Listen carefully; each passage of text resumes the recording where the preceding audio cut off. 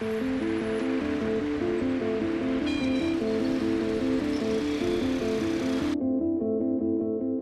is how Nairobi goes to work.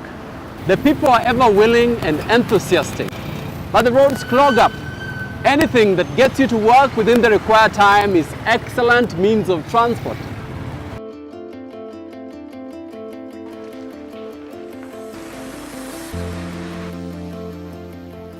East Africa's largest city is home to 3.5 million people and swelling.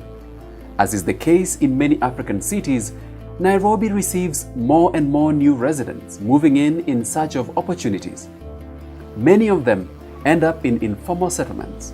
In fact, according to UN Habitat, more than half of Nairobi's population live in the informal settlements.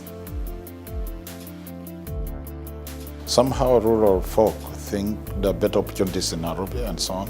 They come here and they discover it's different. Then they end up on the streets as street families, or they then go to places they actually hardly resources, like the slums. The county government of Nairobi receives over 1,000 applications for building plan approvals every 3 weeks, with up to 100 to 200 successful applications. The thrust of applications for development are residential, and that speaks to the absolute need of decent housing in Nairobi. Coming in second is the business, commercial enterprises. But upwards of 80% of development applications for approvals are around residents, a need for housing. But lost in the numbers are Nairobi's anonymous buildings. Anonymous in the sense that they do not exist in local authority records. The county government estimates that 6 in every 10 buildings you see in Nairobi are built without approval of relevant city authorities. For the county government of Nairobi, regulation is a major headache, even right at the heart of the central business district, where constructions like this one behind me have been halted by the National Construction Authority.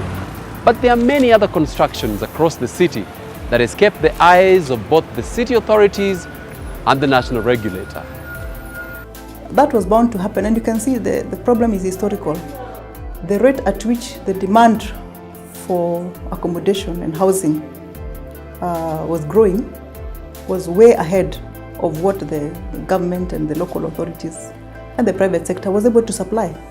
So what that meant is that a developer or an individual with some extra space can decide to build something extra accommodation to rent and lease out. And like we said, if there are no very strong mechanism for ensuring that all such structures are approved, people will get away with it. Yeah, and that's what has been happening. Yeah, so that is. So now regularization means that this person has to go to the county government and sort of like surrender or provide the information that I have this structure which I put up, kindly approve it, kind of retrospectively. The regulatory loopholes of the city's housing sector are made more evident in times of disaster, when buildings collapse, for example, which unfortunately has happened a number of times.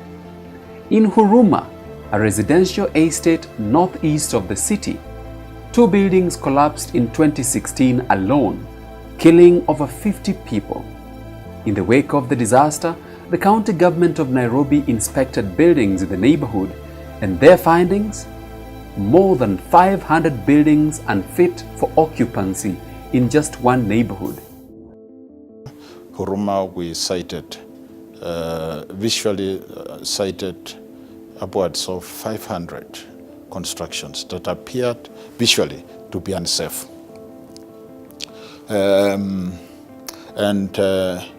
Again, our initial work plan was to have them just brought down. Shida ya nyumba kuanguka kama sasa vile nyumba ilianguka pale, shida ni ujenzi. Ile ambaye hata wakati ilibomoka, ile waya ambaye ilikuwa inatolewa pale ilikuwa Y8 ambaye haifai ibebe nyumba ghorofa kama ghorofa 7 vile zile zilikuwa. haifai zibebe ghorofa 7. Ilikuwa Y8 tu, wakati ilikuwa inabomolewa ilikuwa inaonekana ni Y8 ndio ilikuwa inafanya kazi hapo. Haikuwa hata Y12, Y16. Na hapo ilikuwa nafaa Y20, Y22 au kuanzia Y16 ndio ingejengwa pale, nyumba ingeanguka. Hii area hii tumesimama ilikuwa initially ilikuwa swampy area. Haikuwa area inaweza jengwa. Apart from iko karibu na mto, ilikuwa swampy. Na ilikuwa ni mali watu wanamwaga takataka. So venye iligrabiwa hakuna venye ingechimbwa foundation. So wenye kugrab walichukua magunia wakajaza mchanga alafu wakaanza kupandisha mawe. Nyumba ilionyesha weakness kitambo, si nyakati imeanguka. Kitu 3 years ago. Tukatoka hadi kwa dio, tukaenda tukakuja na dio hadi ground. Tukamwonyesha mpaka crack. Venye aliandikia mwenyewe barua mwenyewe kuenda, pesa ikatembea, maneno kanyamazi hadi venye ilikuja ikaanguka. With buildings like this one fully occupied, even though it is visibly tilting, and memories of the buildings that collapsed in this area still fresh, it is clear that the developers are having their way around the regulation while taking advantage of residents desperate for affordable housing. In Nairobi, na wewe bali unaweza chukua nyumba ni mali mfuko yako inaweza fikia. Huwezi toka hapo uende flats ukachukua nyumba ya 8K, unafanya job ya 6K. Si ukuje huku kwa mtu uchukue nyumba 2K. Unatafuta ile cheap ile unaweza afford. This place is near to town, and sometimes, and again, it's cheap, and there is no much traffic jam. So maybe when you want to reach town in time, so that's why people like staying in Huruma so much. Violation of housing regulation has taken root over the years in Nairobi, partly due to poor structuring of the sector and policies that did not capture the realities of the developers. By the time a building collapses, there's a huge laxity. The laxity involved is not a normal scale, because the first thing that comes to mind is whether there was any professional at all involved in the structure. Because if there was a professional involved, then you'll find that before a building is put up, it has to go through an approval process. It has to be approved by the local authority, the Nairobi County Government, for example, the Development Control Office. So you find that you'll find most probably there was no professional involved, or if there was, he probably was involved only as far as design was concerned. He did the drawings. The architect produced the drawing. The engineer produced the structural drawings, which are the drawings, both sets, architectural and structural, have to be submitted to the county government for approval. So if those have been approved, then you'll find that perhaps the client, out of either ignorance or misinformation, may choose to go outside what has been approved. Perhaps the building was supposed to be 3 stories. And then they are advised you can actually put up maybe double that and increase your income, and no questions will be asked. And some of them do away with the engineer, the design engineer, the engineer who designed that particular project. They'll do away with him and say, you know what, I can call my nephew or my cousin or any other person to supervise the construction. And you find that this person does not have the competence to do it. Following the tragedy at Huruma, we led, together with the Ministry of Lands, Housing, formation of a team to now oversee the integrity of all the structures across the county. And initially we focused on Eastlands, starting with Huruma. While there have been efforts lately to incentivize developers to observe housing regulations through the regularization bill, the county administration recognizes that there are still housing projects in the city going on without requisite approval. But the city's population is growing, the demand for affordable housing will rise further, and Nairobi's risk profile will get more complicated. Problems experienced all over the world as a result of rapid urbanization. I think the biggest challenge is that we don't act unless we see. And here we are talking about acting against something which we actually don't see. we're talking about risks which are not present as of now but may be generated in future because of the poor developmental policies and actions that we are implementing now. I would quote Noam Chomsky here, where he mentioned that all the risks that we face are being socialized and the profits are being privatized. So many of and that becomes more amplified as we were talking about earlier in the real estate and construction business, where the key motive is to make profit.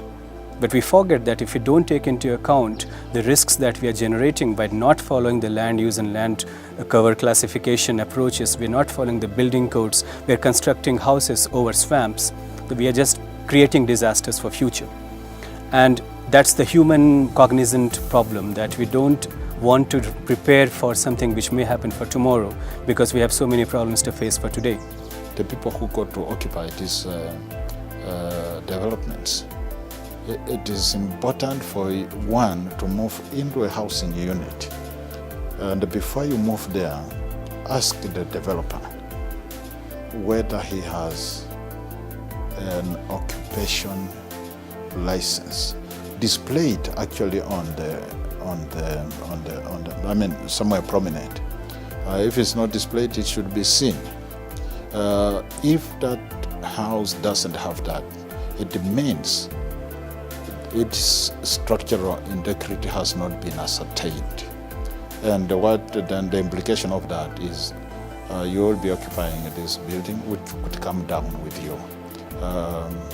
True for the developers themselves, not to fear regularization.